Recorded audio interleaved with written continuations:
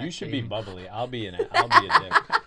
Kurt can be informative. All right, we have Mallory on the podcast today. Hi. For those that don't know, she is married to Will. But we'll start off with you are a wellness coach. What is that? Essentially, I am teaching people how to be healthier, eat better, exercise, manage your stress, sleep, and achieve all the health habits that you would like to have in your life. Okay, so like what are you doing right now for work? In terms of like, I know you mentioned this holiday thing. Yes. So day to day, I run and facilitate the group coaching session. So I have a group of 50 people in a class, and they can use the chat feature, so it's interactive, but I take them through various topics. So managing your weight, exercise, nutrition, and then we are just starting our Surviving the Holidays series. Wait, so hold on. Zoom out because I wasn't listening. She's my wife. I rarely listen. Zoom out. So your job is, this is through people's insurance companies? Okay, yeah. So I work for CVS Health, who owns a lot of different companies, but I am part of Active Health. I have been there for like 12 years. So I started as a telephonic coach. So someone gets an insurance benefit for doing coaching sessions, and they get like a reduction on their premium, or they get a $100 gift card. And what we sell to their employer is that they're going to have better return on investment of their health benefits if they have healthier employees. People miss work less. They're more productive. So that's kind of the idea behind your program? Yes, I am making your employees healthier so that they are more productive, happier, better off in general. And so then once they're in the program, then they do X number of phone calls? How does that work? Some of them are required to do a certain number of sessions, but other clients, like it is open-ended. So if you want to continue on in lots of different topics or continue working with your coach, you can. There's not a cap on how much you can interact and engage, but there usually is like, 4 sessions will get you a certain reward. And so you typically deal with, what are like the main topics? It's like stress management. Yeah. The most popular ones, we have 12 topics, but the most popular ones are obviously weight management, nutrition, physical activity, stress management, sleep.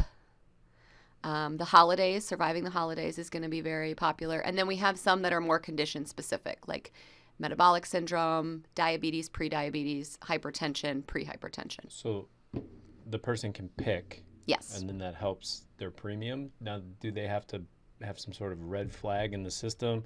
So usually with like insurance, health, or life, they do some sort of screening. Like for ours, for example, it's like a waist circumference. Yes, they can pick. But obviously, if they don't have diabetes, they're not going to be like flagged for the diabetes class, but they can still attend. Like maybe their spouse has diabetes or maybe their child has diabetes. So they can still come. We leave it open to everybody. But certain clients pick and choose which topics they want. If you're not flagged as a tobacco user, we don't usually see them in our tobacco cessation series, but it is open to anybody. Wait, so it's every week you have classes with these people? Yes. The series are all 6 weeks. So for 6 weeks at, noon on Wednesdays, you see my face and get me giving you a presentation about a specific topic. So for example, the holiday stuff, the first week is just managing like the social expectations and all of that, the relationships that go along with the holidays. And then the second week, we talk about managing stress. And then week number 3, we talk about nutrition. And then week number 4, we talk about staying active during the holiday season. So it's all kind of geared toward the busyness of the holidays and how you can still live a healthy life, but also engage and enjoy the things you want to. God, that's pretty cool that it's weekly. It's like ongoing kind of continuing education for the people in the classes. Yeah. Yep. I've heard a couple. They're good. It's very therapeutic, and there's tips and tricks and hacks. And Will used to sit outside the closet door while I was presenting. and just listen in on my stress management talks. Yeah, it's stuff that has become commonplace in our life, and that's why I thought she'd be a good guest, because how many people log into these? So she used to do one-on-one coaching. Yeah. And it's morphed into she's running a larger group coaching class, because now she can, if you can imagine, instead of doing a 60-minute phone call with one person, now how many people are enrolled in these classes? Well, I teach a class of 50. I have 2 people that coordinate with, overall this last year, we're doing about 10,000 people are engaged in the program, versus if it was just the 3 of us, we're only getting, a very small percentage of that at a time. The content is really good, and it's things that apply to most of the things that we see in the fitness setting and for most people's lives, in order to optimize in little things in terms of like stress management. Like, give some examples from your for building resilience. Yeah, so I guess if I'm trying to create this picture for the listener, that you're going through like a PowerPoint presentation, giving some bullet points, some easy how-tos, and some little tips and tricks where you grab a couple things. Each week is a different sort of caveat. So stress and resilience is a topic at large. But so a first week, we're instructing what is resilience, what does that look like? And then we go through the second week is how to reframe your thoughts, how to manage your own inner dialogue to better handle your stress. And then we go into how to take care of your body. Why are sleep, nutrition, and exercise important? And what is the research and supporting, like, why we focus on that to make you more resilient? And then we talk about relationships. Then we talk about time management, is like one of my favorite presentations to give, because I'm very passionate about habits and time management.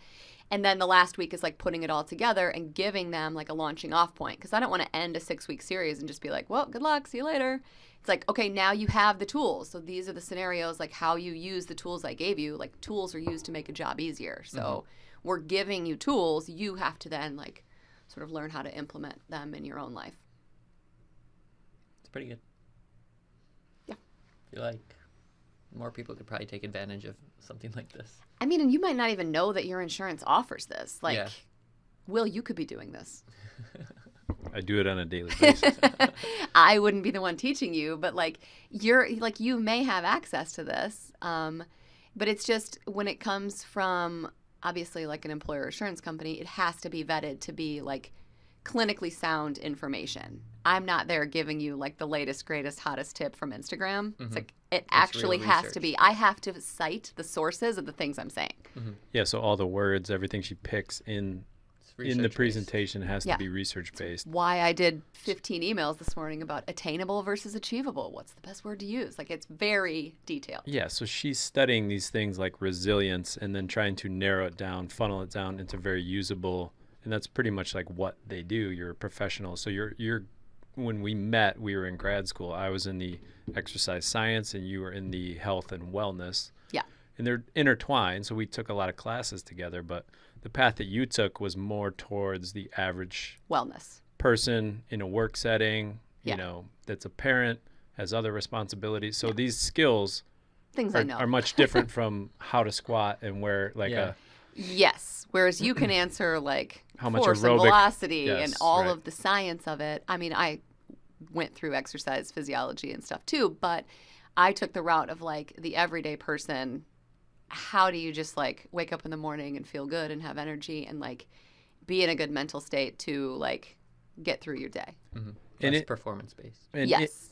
It is performance based. It's just in a different way of looking at it. Like performing as a full-time employed mother of 3, as opposed to an athlete or someone like, back when I trained and went to nationals and stuff like that, my life was a lot different. But I think, obviously I talk about what I know, but I do also have to give presentations to any age and anyone who may be single, married, parent, not parent, like all kinds of stuff. But at the end of the day, it's all the same. Like, you need the same things to be healthy. I think there's good stuff in there in terms of, you teach a 6-week course. I think it's easy for us as human beings to think that I took this course, now I should have stress under control for the rest of my life. But in reality, like, we're always revisiting, like, I use you as a resource in our, But you also see me, like, for the most part, I'm a fairly resilient person. I can keep my head about me. But there are days, weeks that go by where it's like, I am just spiraling in a negative place. And you're like, all right, this is not, you're not taking your own advice. I don't have it mastered by any means, but it's nice that you also know enough to kind of be like, hey, this is what you told me last time I started doing this, Right. And it is in terms of performance, like I said, as a parent, you're either performing well, or as a Right. employee you're either in a good mental space to be executing your job at a high level, or I mean, there's a lot of demands that are placed on human beings in general, Right. and being in a resilient, stress-free, but it never stops. No. So that's what I think is interesting. It's ongoing. Well, if you're always waiting for like, oh, after this, my stress will be better, or after this, I'll eat better, Yeah. or I'm going to start exercising in January because all the craziness of the holidays is done. It's like you're always waiting for the perfect time. The perfect time is never coming. Yeah. There's always going to be stress. Yeah. You can be stressed trying to get your stress to zero. We actually talk about that. Like if you think you're trying to get all of the stress out of your life, good luck. You're like swimming upstream. Like don't try and do that. Stuff like that. Like that for me is like eye-opening, groundbreaking, where yeah, I look What? at it in terms of I need to master my stress, and then once I master it, it's done. But then I have the perpetual message of like, It'll not always done. be there. yeah. You And manage it and you become resilient. You don't eliminate it. so I live with a professional that helps me with these things. So like for the general human being, like what are some main things you see that perpetuate in people's lives, and what That are some, good or bad. both? Because I guess to that point, like before I was doing all this digital coaching and stuff, my primary client and focus for 3+ years was the state of Mississippi. The specific population was those who were having bariatric surgery, which means they were morbidly obese and were getting a gastric sleeve, gastric bypass, something like that, in order to bring them back to a BMI that was like acceptable and improve their health outcomes and really, lengthen their life. And I saw shocking things in people's like habits, like what's not good. So do you want like things you should avoid, or just focus on Let's the start positives? with the bad. No, I mean it's like Oh, I think there's just a magnitude, right? So like someone who's gotten themselves to a point where they're morbidly obese, we're dealing with someone who's like making bad choices. Yeah. They quite haven't gone off the deep end where they're just letting it. where it's like, oh, my cholesterol's a little, like you're on, sort of at the tipping point of like I can keep going like this and end up way at the other end of the spectrum, or I can like try and rein it back in and like Right. move into the healthy. So to identify with anybody out there that's struggling, when we first got married, as a business owner, was having 12, 15-hour days, and I started using food as my relaxation method, Comfort. my reward at the end of the day. Yeah. And coming from an athletic background where I was super active, all of a sudden I wasn't as active, and I started packing on the pounds. So from the time that we met each other, I think I was like 190 pounds when we first met, Yeah. and my peak weight was 252 pounds. Yeah. 60 So- pounds. As a gym owner, He was a big boy. as a gym owner, someone that was in a fitness facility on a daily basis, I was falling into that same trap as a typical human being of 12, 15-hour days. I had a lot of Yeah. responsibility, a lot of people to interact with, trying to build a business, fill in the blank, but started to gain weight, become unhealthy, become less active. So then it was at that point that I started And to you really... were always saying, well, once it gets better here, I'll stop doing that. I'll start working out again once we get this group go. Like there was always a finish line that wasn't happening. Like it wasn't occurring. Right. And so then I started to have to embody these concepts and kind of like turn things back around, and looked at it in terms of not performance as an athlete, but performance on a daily basis, having energy, being able to attack the tasks that were in front of me, being and able not to... be like lethargic. Like you got to be on in a meeting. You have to like think fast. You have to solve problems. You can't just be Right. like, man, I wish I didn't have that croissant at 9 o'clock because now I'm like super tired at 11 and I can't answer the questions I need to answer or complete this task because I can't focus. Right. And then so, again, having access to a profession, I have the baseline knowledge, right? I was like, hey, you're But- eating a lot like the bariatric. No, I didn't Yeah, say I mean, more or less. A lot of iced But I was like, tea. hey, maybe not just one huge meal a day, because there are habits and people think that like, oh, I only eat once a day. Well, what you eat is complete garbage, or processed, and you're not moving your body, you're not sleeping enough. Like you think that you're like, well, I've cut out breakfast and dinner. What could this, pizza at lunch be a problem? And it is. And I was shocked daily about the things that I would hear. I do think it helped give me a lot of like empathy because I just hadn't experienced that in my life. But it was eye-opening. And then I really, those years helped determine, like I really saw like these people just have bad habits. Like they just have terrible habits and they think what they're doing is normal because everyone around them does it. So when you start to fall into that category of like, oh, I just do what everybody else does because that's the habit of everybody, no one stops and is like, guys, we are all morbidly obese. Maybe our habits aren't so good. Mm-hmm. So that sort of morphed into like, I got a behavior change specialist certification from NASM. And that was really good. And then coupling that with like motivational interviewing skills and stuff that we do at work has really brought me to the place of like, I'm very focused on creating healthy habits and understanding like not just goal setting, but actually achieving the goals that you have for yourself. It's fascinating to me. So what are some of these strategies for achieving the goals people are setting? Well, talk about goal setting and like garbage goal setting that you see. Like one of the things like with the state of Mississippi client, everybody would set like the easiest goal. So, you're eating out every day, you're not exercising. Their goal was always like, oh, I'm going to drink 50 ounces of water a day. Not, I'm not going to drink 100 ounces of sweet tea. But that's attainable. That's a SMART goal. It is attainable. So you hear me say, I have to say SMART goals like 10 times a day. SMART goals are specific, measurable, attainable, realistic, and timely. So is it attainable and realistic to drink water? Absolutely. But at the end of the day, if the goals that you're setting and focusing on are not actually moving you in the direction of like where you want to end up. So SMART goals are process. That's a process goal that you set to get to your outcome. If your outcome is to lose 100 pounds, your process goal of drinking 50 ounces of water a day, while great, is not going to move the needle in the direction that you need it to move. You have to address some of the things that have bigger impact. So put your effort in the areas that have the most impact, not in these like easy, fluffy goals over here, because then you get frustrated. I set these goals, I did this, I drank all the water, I still have to lose weight. Well, that's because you didn't put the effort in the right place. So as a tactician, if somebody says that, I'm going to drink 50 ounces of water, what are you left to do? I mean, what do you do in that scenario? I mean, motivational interviewing style, you have to be like, do you think that will result in weight loss? Like, how will that result in weight loss? And you're sort of like pulling them into saying like, yeah, no, I probably need to drink less sweet tea then. Mm-hmm. Okay, so let's replace 50 ounces of sweet tea with 50 ounces of water. Now we're getting somewhere.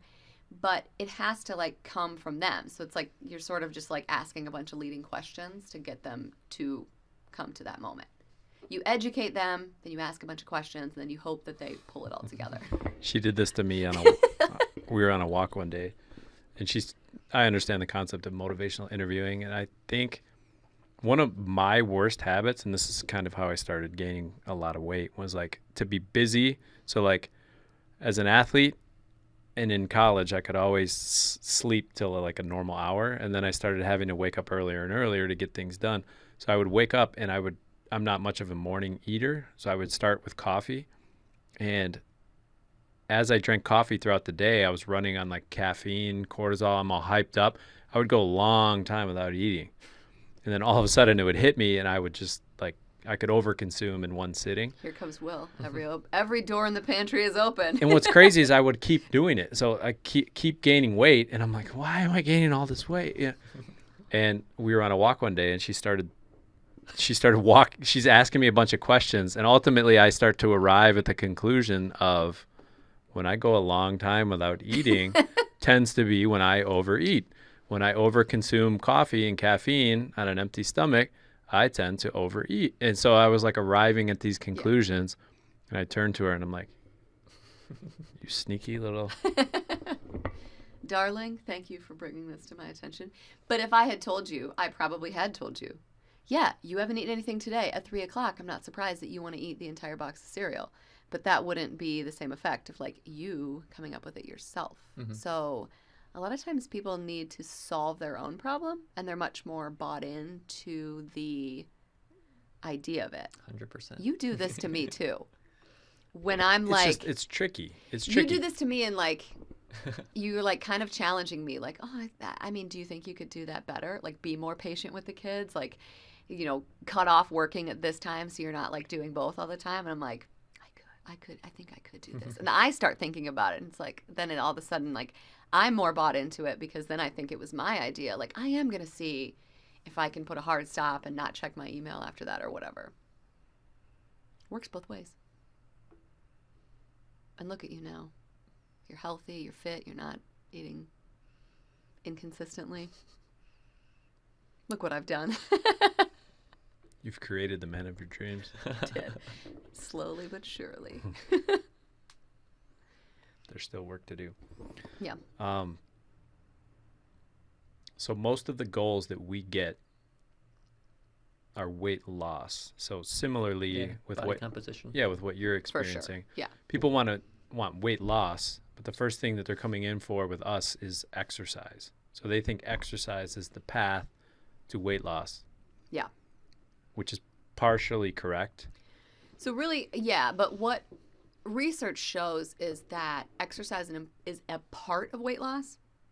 The majority of it is going to come from dietary adjustments.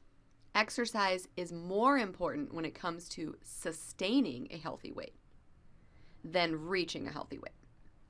So one of the concepts that I really wanted you to touch on for anybody listening is weight loss and weight management, and those concepts and why that's an important distinction. Yeah. That people end up getting caught in, I got to lose weight. I want to lose weight. 5 more pounds. Explain a little bit about.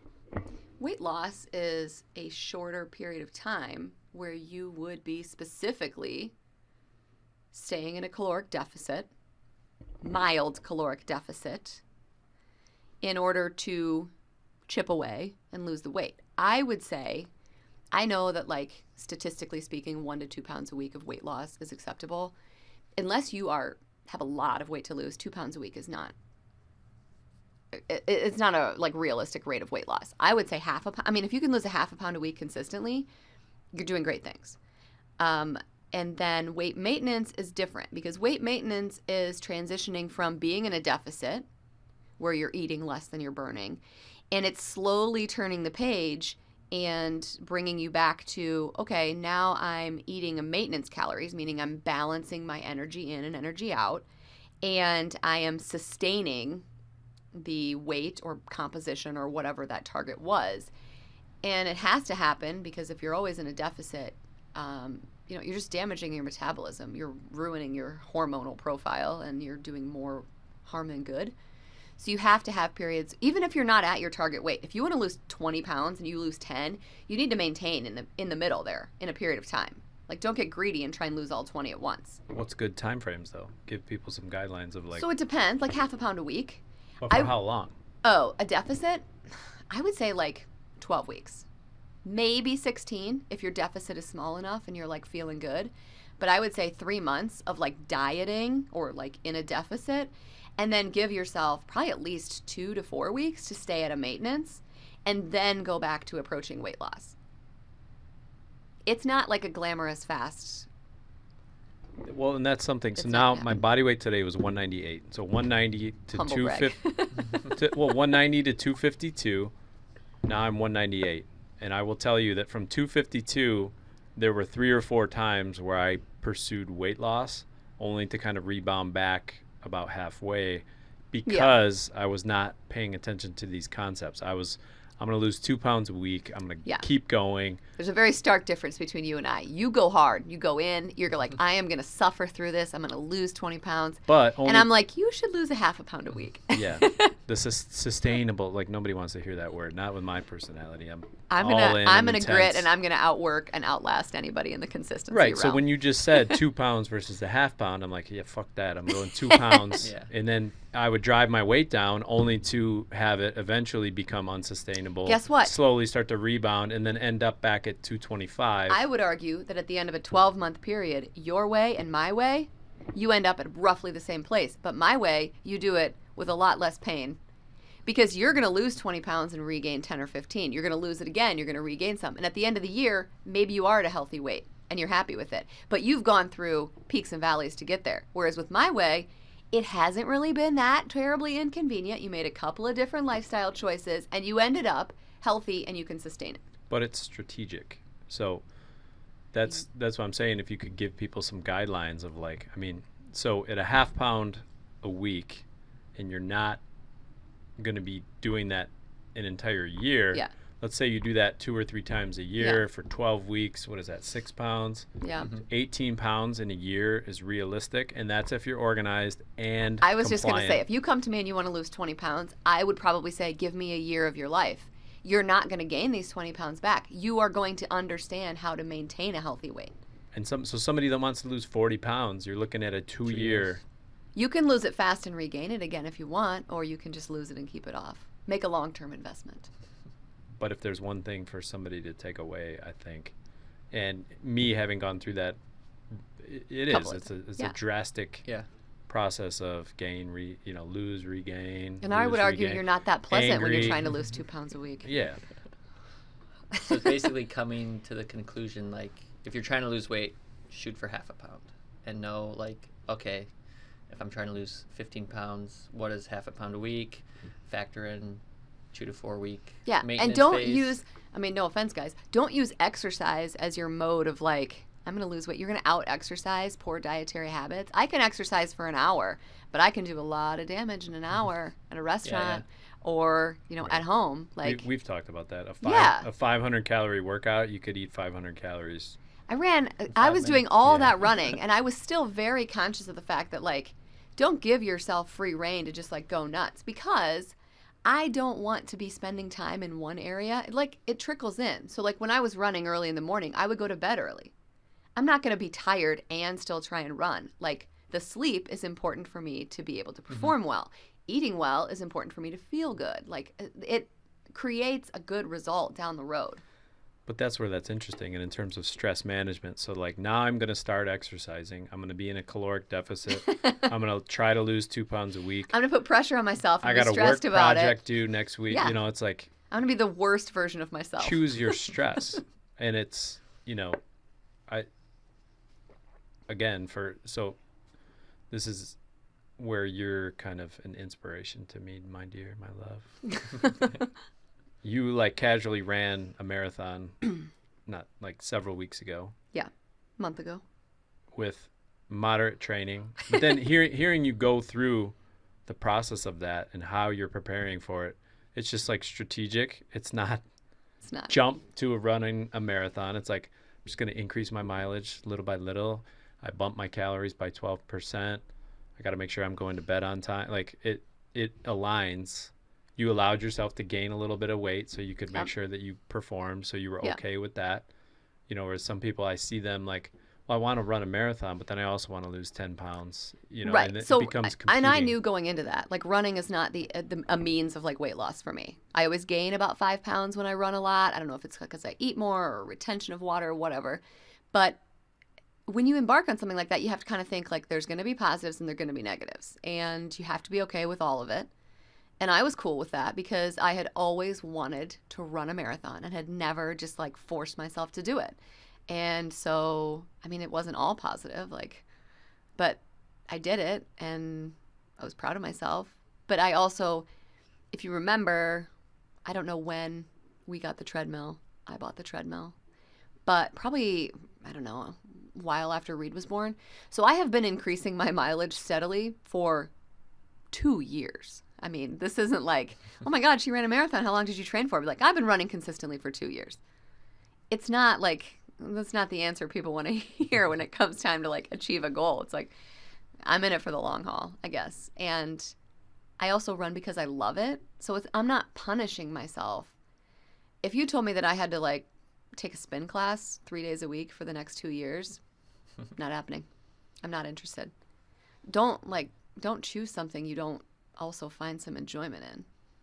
And that goes for food too. Like, you can still eat the things that you want to eat. You just have to know, like, okay, if I do this, then there are going to be some positive and negative consequences to it. And am I okay with that? And then make your choice. How do you balance that out? So like, What do you for mean? me, when I go into weight loss mode, it's like weight loss mode. I don't want M&Ms in the house. I don't, because once I start, That's Yeah. when I have more control. I'm like all or nothing. So if I'm losing weight, Yeah. I'm losing weight. How do you? You're but an as- abstainer, and I'm a moderator. Yeah, but your style is like you'll leave yourself room for half a bag of M&Ms at the end of the day, or like explain to some people who want to still be able to eat some Balance. of the foods. Yeah, how do you? So like achieve the other balance? day, you and Tess came home from Country Bumpkin, and Tess got me a caramel apple, my very favorite. I'm not going to turn down a caramel apple. Did I need a caramel apple? Absolutely not. Did I eat it because she bought it for me and it was cute and I love them? Sure. But then I didn't like maybe eat something after dinner. I didn't have like the other snack I was going to have. I balanced it out with like, no, I want the caramel apple. I really love these. So I'm not going to have like my other afternoon snack, a protein bar, a shake, whatever I was going to make. Like I'll skip that and have this. Like there's just a Yeah. if That's I'm how gonna I would eat do if it. I'm gonna eat pizza for dinner, we used to be a lot worse about it, but now I'm like I'm probably gonna eat like a piece or two of pizza. I'm not gonna like go nuts. I'm gonna have some veggies beforehand. I'm gonna make sure I'm not starving when I go into it. I'm still gonna eat pizza because the kids love it and I like it, but it's not worth it to me to eat to the point of like feeling sick and disgusting and lethargic the next day. Like I didn't enjoy it that much. One of the things I say in the classes is like, eat a piece of cake, but if you eat something that you love, there's probably a point of diminishing return. So like the first bite's amazing. Third bite, fourth bite, still good.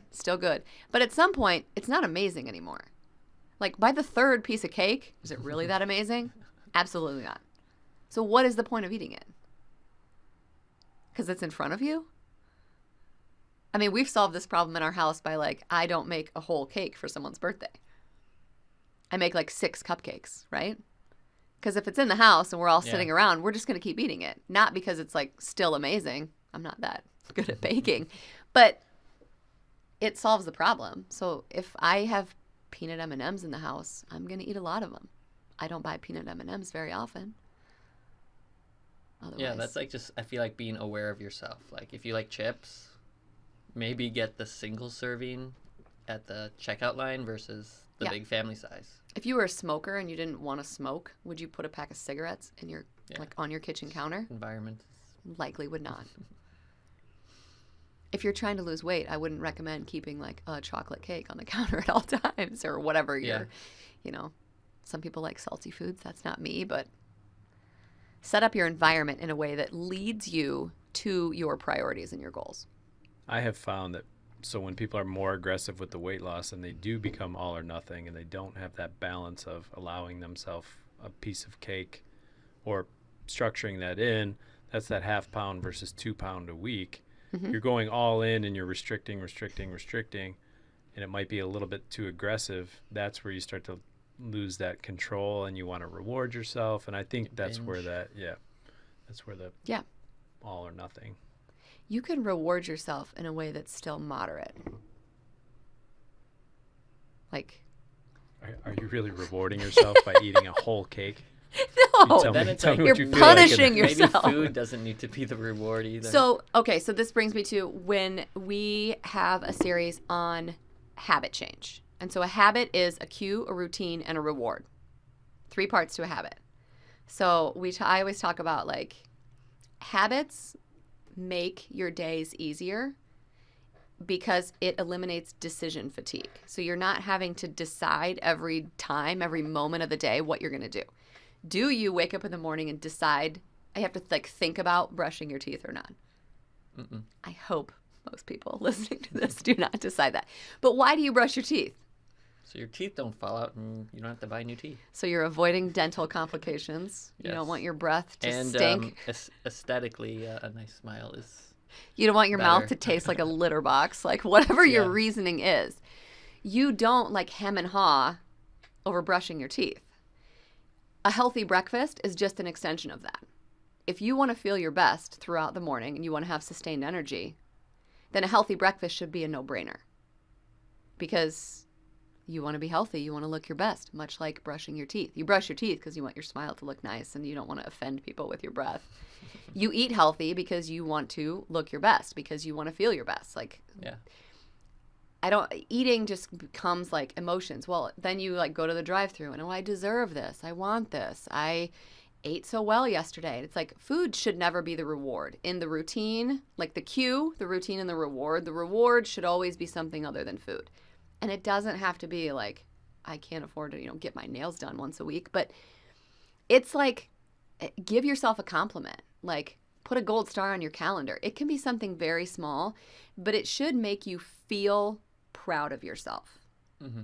So if you have a healthy breakfast, your cue is like, oh, before I leave the house, I grab a healthy breakfast. And then your reward is like, as you walk out the door, you tell yourself like, hey, good start to the day. That's all it has to be. Mm-hmm. The reward is not going to be like, oh, well, then I get a cappuccino and a, whatever later on. That isn't the point. The point is that the reward should be emotional in a way that makes you feel proud and happy and like gives you dopamine or gives you like endorphins. And then all of a sudden you feel good about eating a breakfast one day, and then you eat a healthy breakfast the next day and the next day and the next day. And then all of a sudden you're like, if I feel so good after breakfast, I should eat a healthy lunch too. And then it just snowballs. And that's what moves you in the direction of being able to manage your weight. Simple. I mean, clear, Down to us. clear, legitimate goal setting, having a plan and a process, and then Habits. creating the habit. Stacking habits too is important. Have you guys talked about that before? What, not having... Hold on. How do you know if you set the goal? I guess we're talking smart goals. Who's the one that's going to tell you it's not a smart goal? Is it just trial and Is error? there such thing as a dipshit goal? I don't know the acronym for Dumb, that. idiotic. I want to run a marathon, so I'm going to start with 10 miles every day. That's a terrible goal. So how do we know that? How can So that people goal. So find I'm going to this run out? 10 miles a day. That is specific and it's measurable. Measurable means like, did I accomplish this goal? Yes.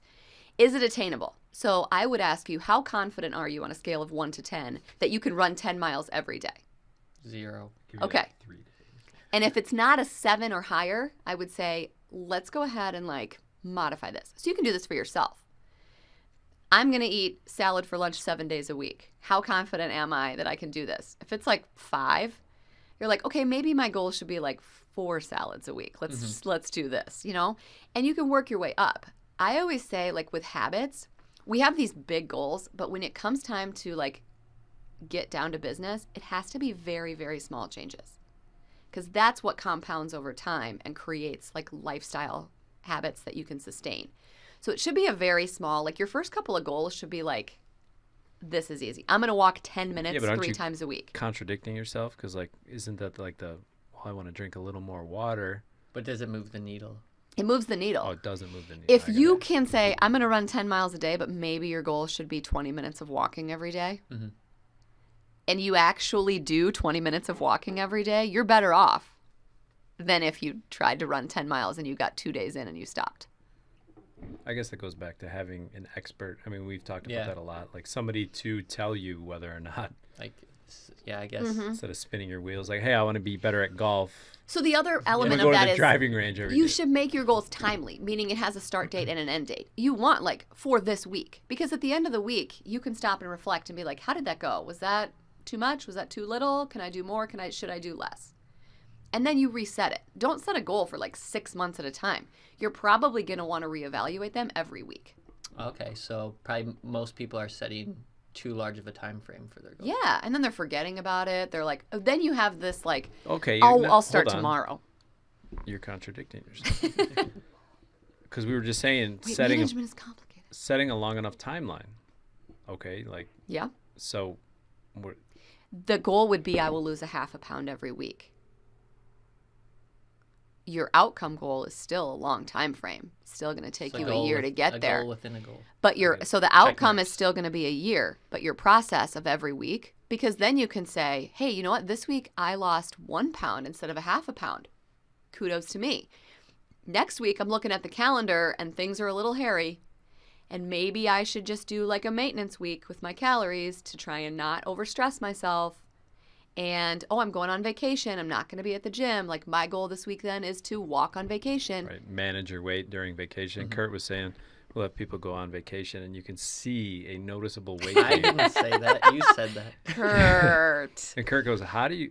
Kurt just went I on basically vacation. said Did I you lose, tell I Kurt? lose every No, you were I saying lose weight every time. the thought process Nobody of like, wants to how is hear that that, Kurt. okay that you went on vacation to gain like Oh. 15 pounds where your face is like noticeably like That was that's- us back in the day.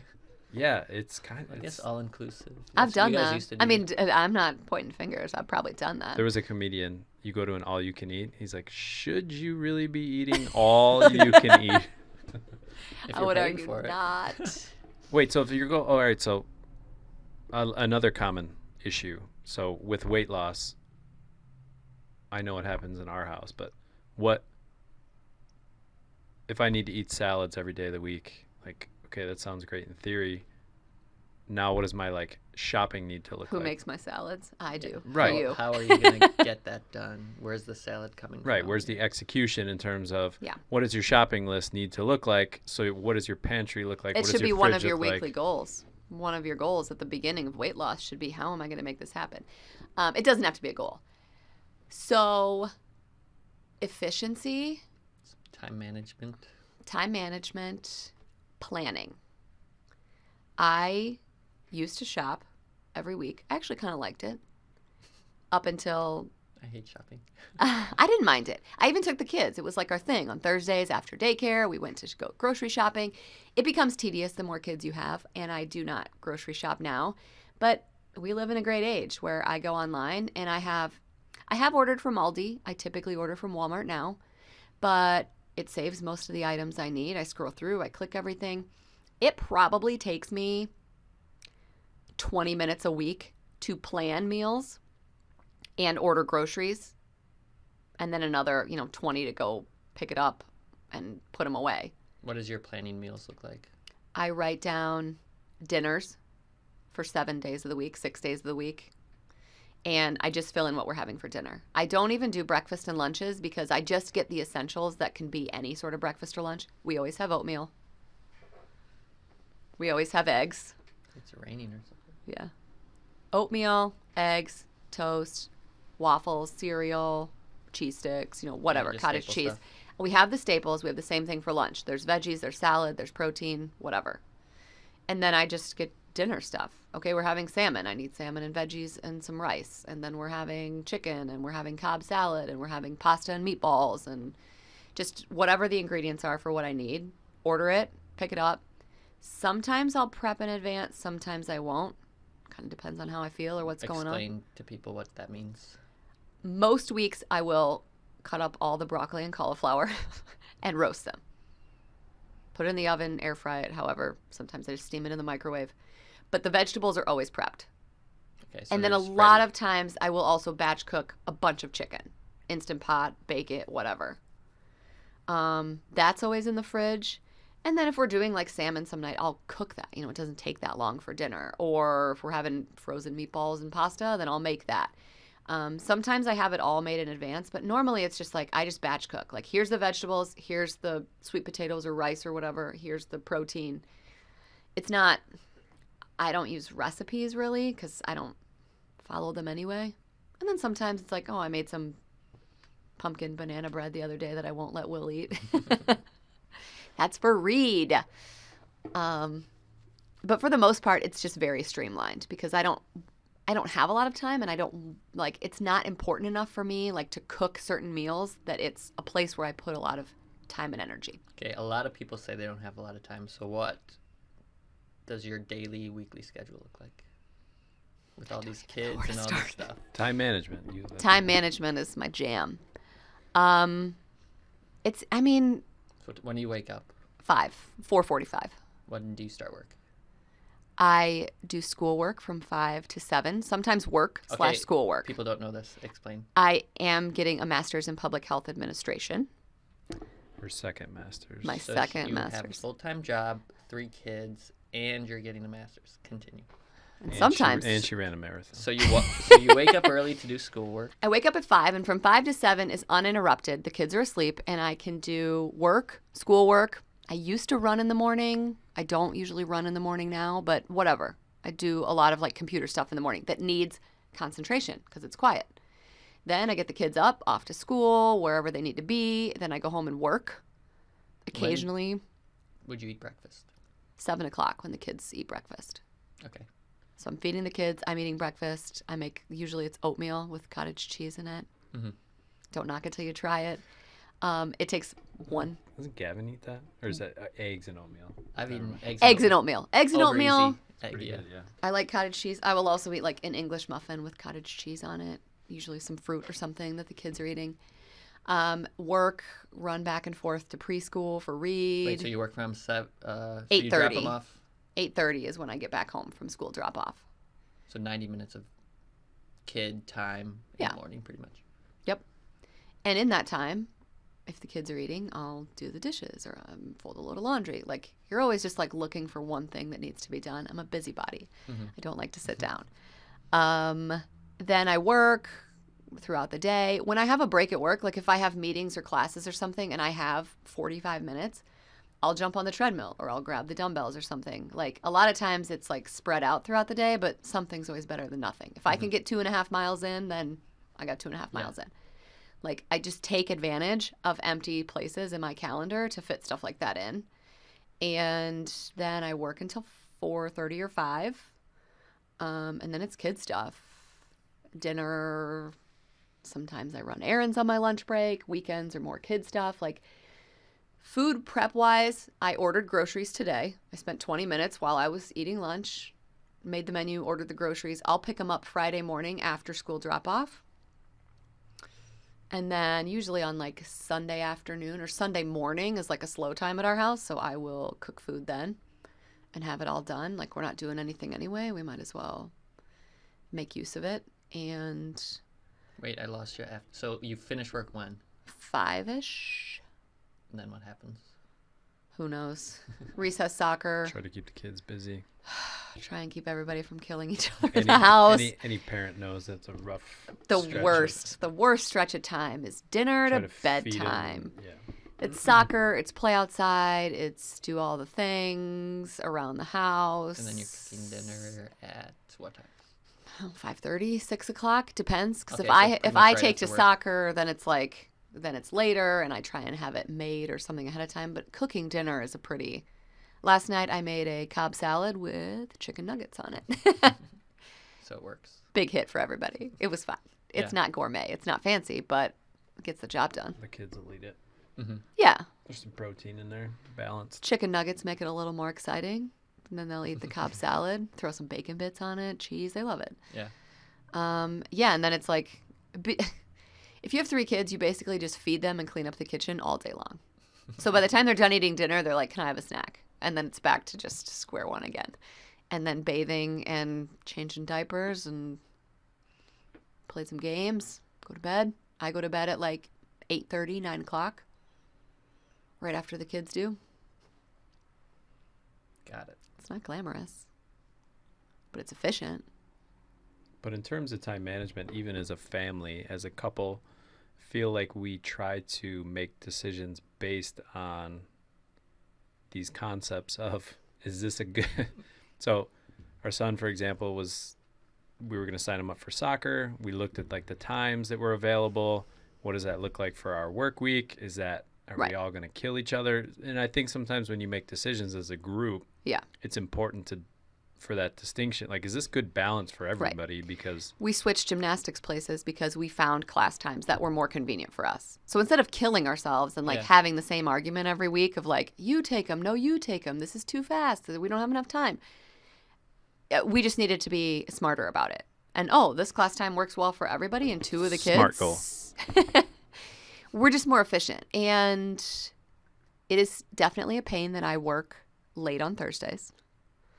That's probably the hardest day of the week because I work until 8 o'clock and everybody's upstairs and they're home and recess soccer and it's kind of crazy, but it's only one day of the week. So I guess you make it happen. But like the kids wanted to do something at school on Wednesday nights and they really wanted to do it, but it's from 7 to 8 p.m. And for us, we decided that just doesn't work. Mm-hmm.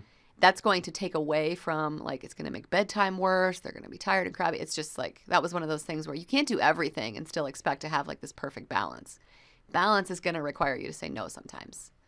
So we have to say no to certain things, and the kids understand that because We're not going to go to every birthday party every weekend. We're not going to do every event at school because it's too much for a family of 5 to juggle. When do you watch Netflix and go on social media? I watch Netflix on the treadmill. I watch TV. During your lunch break? Or Oh, whenever, yeah, a lot of. whenever you're I on mean, the a lot of treadmill? times from 12 to 1 is when I do try and jump on the treadmill or go for a run if Will's home or the kids are all at school or daycare. I watch a lot of TV on the treadmill. I would say I'm very good at watching TV on the treadmill. Social media, here and there throughout the day. I don't have a set. I don't know. Some days more than others. Some days I get busy and I just don't happen to see anything. But Yeah. I'm kind of just trying to prove a point that you could still watch whatever your show is. I but can watch do a lot of something TV productive in the and time. be. Yeah. I can watch a lot of TV on the treadmill. That's about. So one of the things about like habit stacking is pairing. So I pair the TV shows I want to watch. I don't watch when the kids go to bed. I don't get to watch my shows then. I watch them when I'm on the treadmill. So if I want to watch a show, I have to be on the treadmill, walking, running, whatever.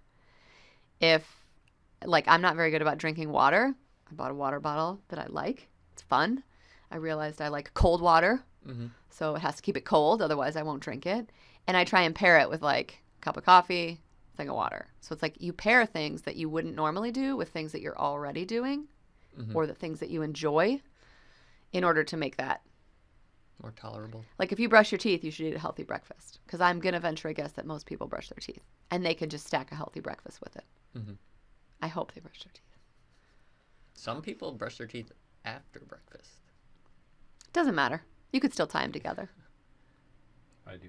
You do that? I wouldn't do it. Why would you brush it before? Do I you brush my teeth before? immediately when I wake up. That's what I do. Wipe your butt before. I do that too. No. Clean exit. Preemptive. just prep the area. I guess you could. I brush my teeth when I wake up because I don't like how my mouth feels when I wake up. So Yeah. I brush them. Well, the dentist told me you should rinse your mouth first, so you get like all the bacteria out, and then you could eat food.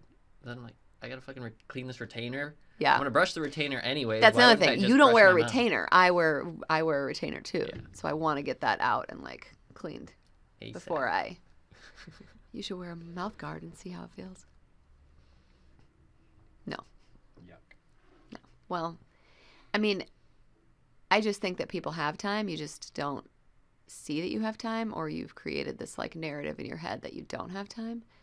But if I took Reese to soccer practice, I could easily walk laps around the soccer field or something while he's Yeah. there. Like I can get steps in. I can be I try moving. like I enjoy taking the kids to their activities and I like to watch. So a lot of times if I want to listen to a podcast or endless scrolling that I could be doing Yeah. throughout the day, like that's the time for it. And that's the amount of time you've carved out. Yeah. So it's like, but a lot of times I like to watch. So usually it's a podcast, something informational and then with like TV too, we'll watch TV at night, but only if we're like on schedule as a group. Everyone's fed, bathed, in pajamas, teeth are The brushed. kids then get it's so like, mad. all They right, sit we'll down like, and we could watch a show. And I'm like, brush your teeth first. They're like, no. Yeah. I'm like, sorry, I'm not going to fight with you later. Like Reese knows too. So Reese would get up for school and he'd want to watch TV. And then he said, oh, I'll get ready fast later. I promise you that didn't end well. Like with just the screaming in the morning of getting everybody in the car.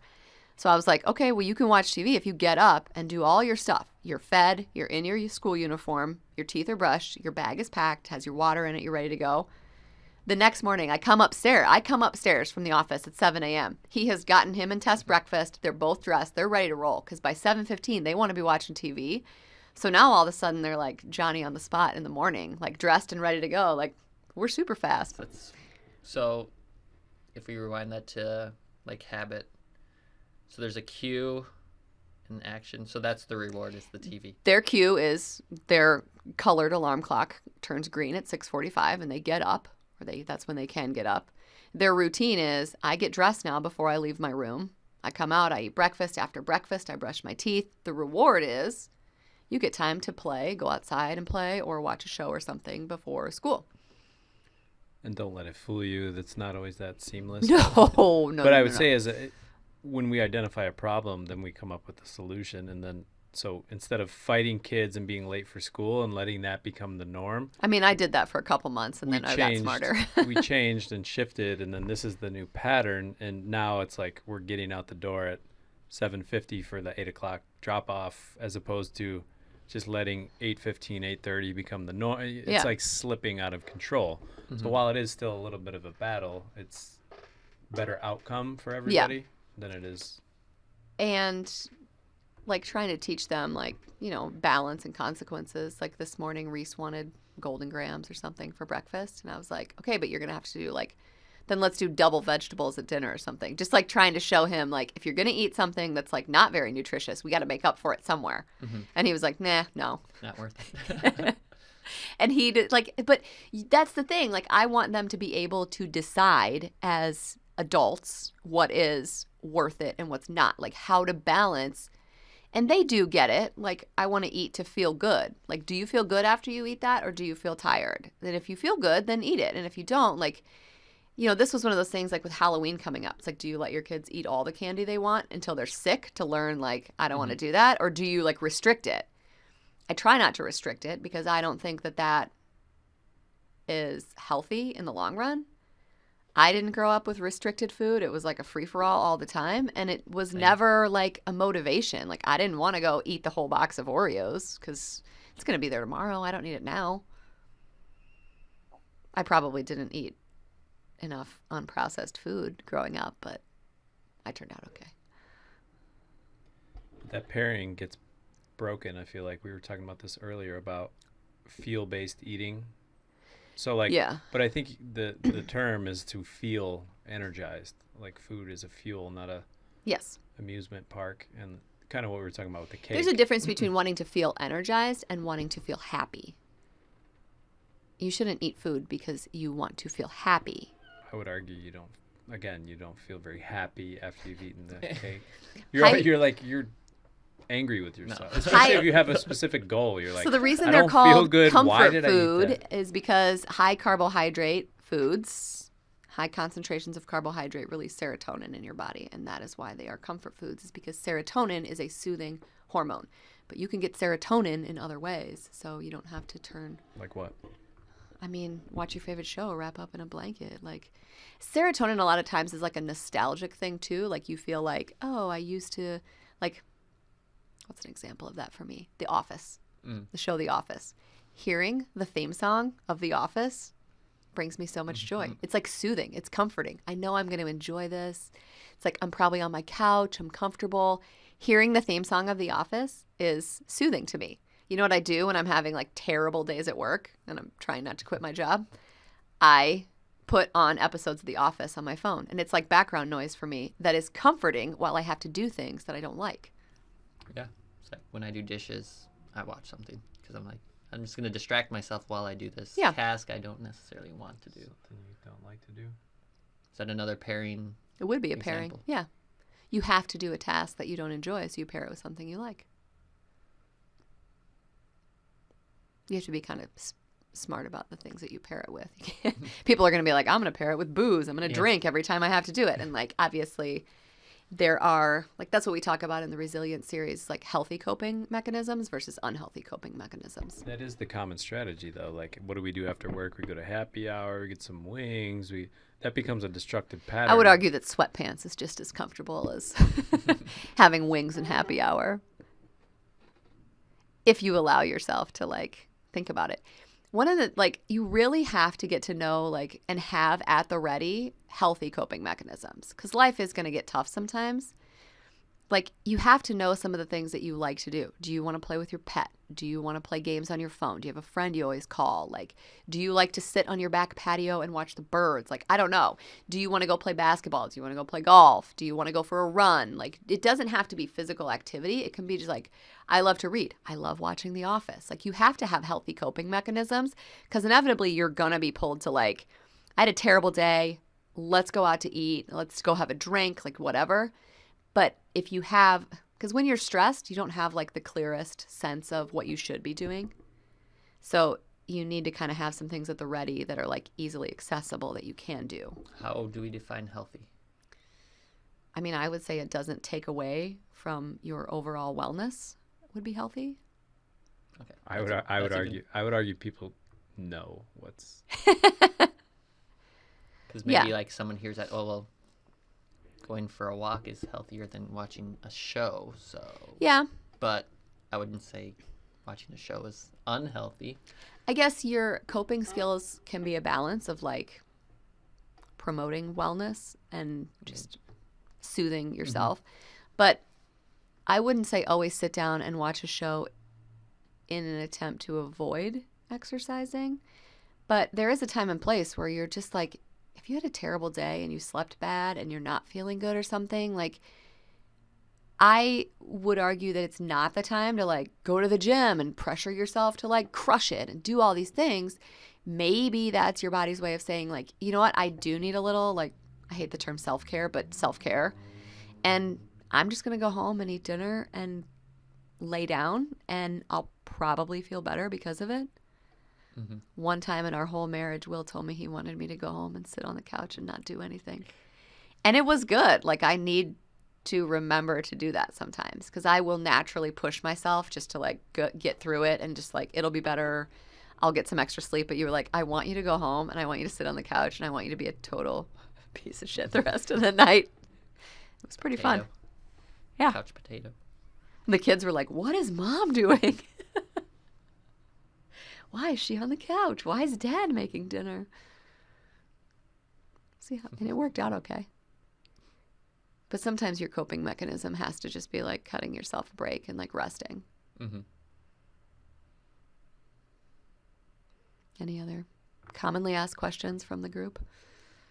What if your environment at home like isn't conducive to, if you're surrounded like someone who has a spouse or a friend or coworkers, Parents or whatever, yeah.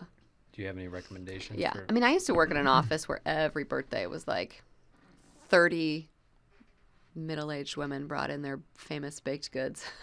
Seinfeld cake. Oh yeah. It was amazing. It was great until it wasn't. First, I would argue that if it's a spouse or someone, like you have just as much right to set up an environment in the way that you want as they do. So you do have to work together. Like if you're living with someone, they have a right to have certain things around and so do you. And if those are in conflict, then maybe there's like a creative solution. Like, where can you put these things so that I don't see them?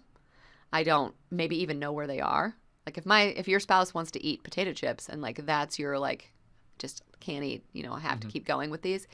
Put them somewhere. I don't need to know where they are. I don't need to see them every time I open the pantry. I don't even need to be the one buying them for you. But it is like environment, like set it up. So when you open the pantry or the fridge, you should see the foods that you want to be eating, right? You want your fruits and vegetables and your whole grains and your proteins, like front and center. Don't put like the most processed foods right up front. But if you know that they're there and it's still a temptation, like you sort of have to know like, okay, this is going to be here. I have to come to grips with this. And then I need to have my own coping skills to not like fall into that trap. Am I going to brush my teeth after dinner? Am I going to, I drink hot water with magnesium every night before bed. It's like a substitute for I could probably keep rummaging around the kitchen for a while, or I just always drink hot water with magnesium in it and lemon. And that's like the thing. That's the habit I have. So I don't have to keep looking for other foods to eat. But at the end of the day, I feel like, a conversation has to be had. I'm sure you would like things in the house that I don't keep in the house. I prefer it not in the house. I was going to say, or maybe there are still things in the house that you would prefer aren't there. No, I was thinking like after a long day, because I work early, so I'm out of the house before you're up, and then I work until like 1, 2 o'clock is usually when I'm getting home. Mm-hmm. I think about the first, like what I'm going to eat before I get home. Yeah. And Yeah. usually, because we always have eggs, I start with 3 eggs. Yeah. And that usually takes the edge off of what I'm capable of after a long morning with too much coffee and not enough food. Do you feel like and maybe you don't, do you feel like you moderate what or how you eat in front of the kids? Like as they get older and they're noticing more. Yeah, I mean, they'll say things back to me that I've said to them. Exactly. So sometimes I think like, if you don't have, you're eating in your own house, but like, would you eat like this if you were in public. Social eating is different than private eating, but like, why do we let ourselves be such slobs at home? So it's like, maybe you should hold yourself to a standard of like social eating, quote unquote. If you have trouble like not going down the rabbit hole of like larger portions and this and that, it's like, maybe you could have a little bit more restraint, like eat like someone's watching. Because the kids do notice.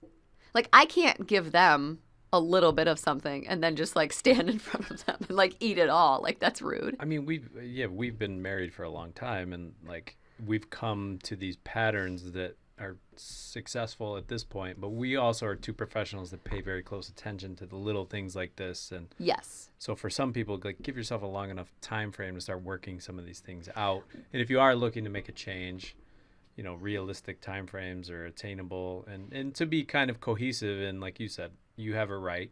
So Yeah, and not everybody is going to want to like make dietary changes. They're not going to want to, like, couples that are married, like, you don't have to eat the same, but you have to have some mutual respect. Like, if you wanted to eat red meat and I was like opposed to eating red meat, I would probably just say like, I'll make red meat every once in a while. I'm going to make myself something else instead. Like, I'm going to try and meet you in the middle some way. I'm not going to like shame you into never eating. Like, that's not, forcing your habits on someone else is never going to end well. You can like lead by example.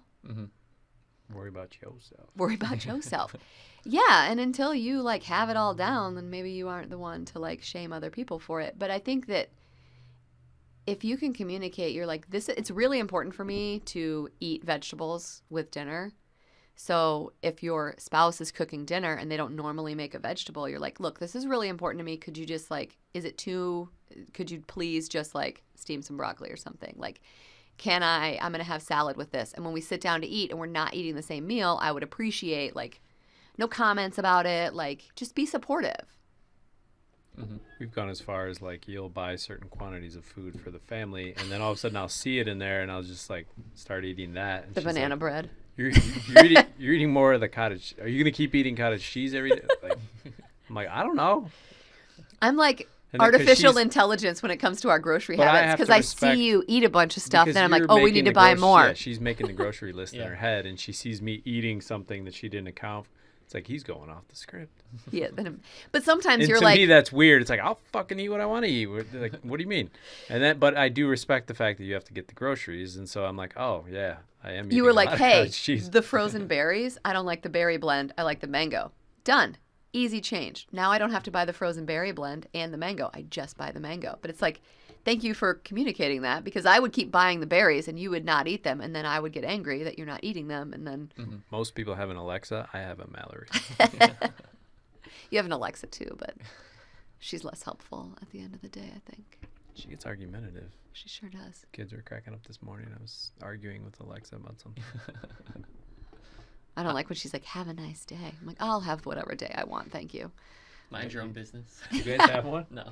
She'll say, like, you tell her to do something. I'm like, Alexa, count to 200. She's How like, do you know her preferred pronoun?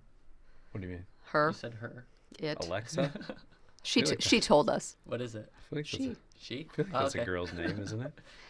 It's a girl's voice. I see what you're saying. Told her to count to 600. She goes, that's kind of high. I'm like, I didn't ask for your opinion. Is that what you were doing this morning? I Yeah, heard and you the say kids were that. cracking up. How Like- about I, I'm Alexa? like, How about I "Alexa, throw you how against about the I go wall? get a baseball bat out of the garage?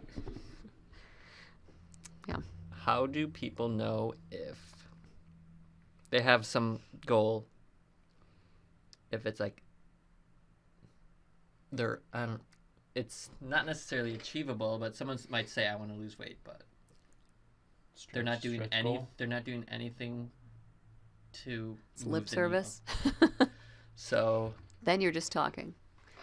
in terms of like priorities, behavior, like So there are leading to stages of something. behavior change, and some of the beginning stages are just like you're saying it. You're kind of there. I think they're probably convincing themselves that they need to start on that, or they're comparing themselves to some version of something that isn't even realistic. Like, you know, people say they want to be lean, and it's like, okay, but I always say there's a cost to being super lean. It's not realistic to be incredibly lean and then still like go live this whole full life. Like, there are sacrifices that come with that. And then if you're like goal is based on something you saw on Instagram or something, maybe, and you're not taking any action on it, like maybe it's not that important to you. Maybe it's just what you're looking at online that's making you feel like it should be your goal, but it might not be, part of your values. Like if it's something that you really value, you'll take action on it. Mm-hmm. So kind of like digging into the reasoning for that. Yeah, like what in your life would be better if you achieved that goal? If you got to 7% body fat, Nothing's better. what in your life is better?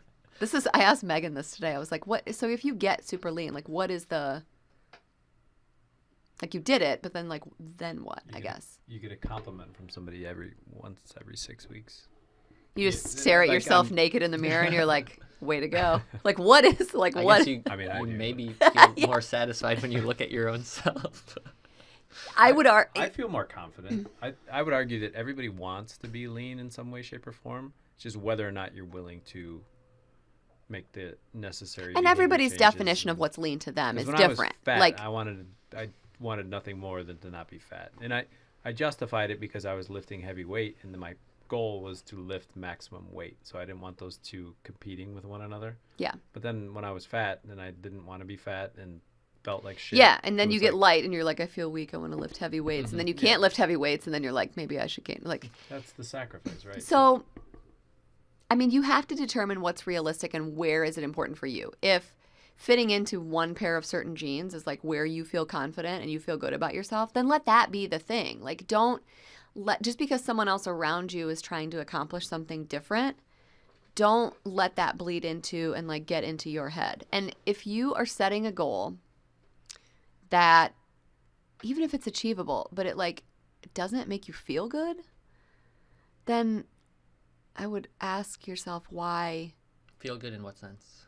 Like, so I fulfilled or like happy or like proud of yourself. I don't know, like confident, like you actually like yourself. So I go through phases with this, like, like I track my food.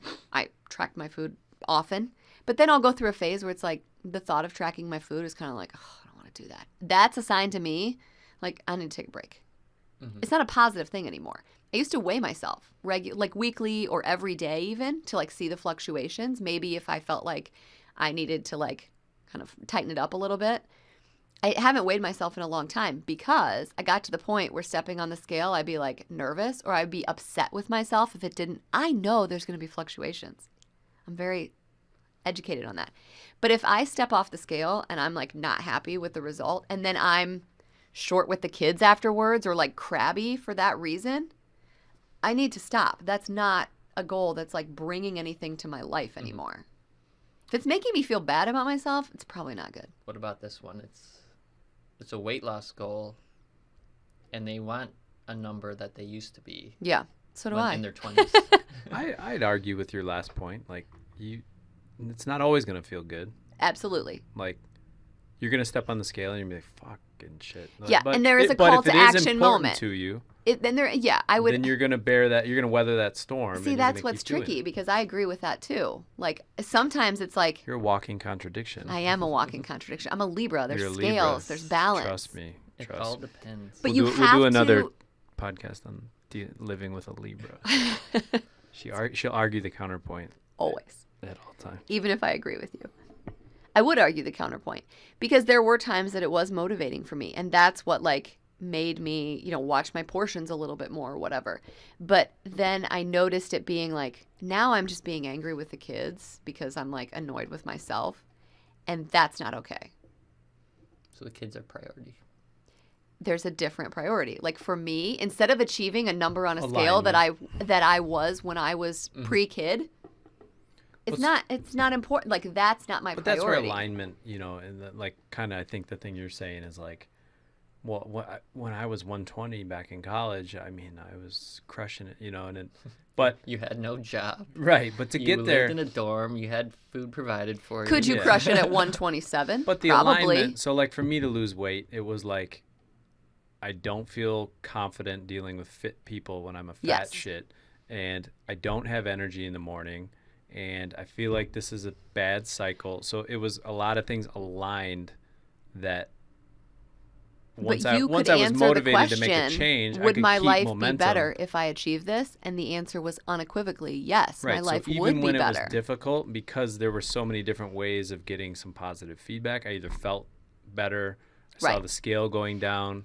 But here's the thing. I'm talking about like if I lost 5 more pounds, would my life be better?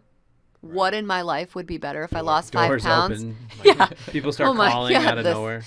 Nothing. I would argue that nothing in my life. So part of it is like, in order to take a long-term approach to your health, you have to sort of come to grips with like being happy with where you are now. Are you 30 pounds overweight or too weak or like out of shape and you're unhappy? Maybe. But be okay with your starting point. Be happy with your starting point.